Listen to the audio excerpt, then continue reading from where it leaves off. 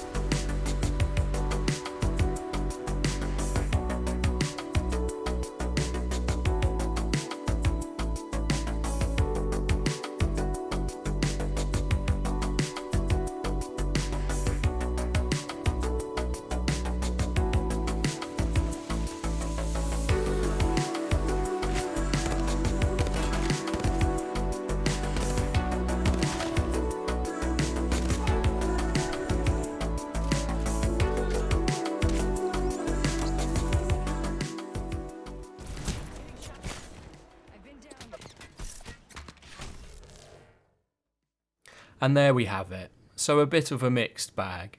The 8120 definitely made a difference to the overall performance and average frame rates in all the games. CSGO nearly doubled with an average FPS of 99, up from the 50 from the 4100, which was nice to see. I even ran Apex Legends this time around and we were getting playable figures at 1080p low. The little stock cooler just about kept up as well. Just, I say, just. But really the architecture on the AM3 and AM3 Plus is just starting to show its age, and the Achilles heel of the FX lineup has always been in the 1% and 0.1% lows.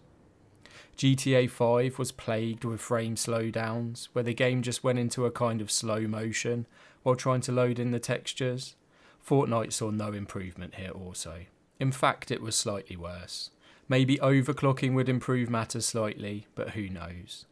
The 7850 is worth an honourable mention as well, as cards like this have been given a new lease of life over the past 18 months with the GPU crisis, but this is coming to an end now with the demise of mining profitability, and will soon have cheap GPUs aplenty, a celebration in itself.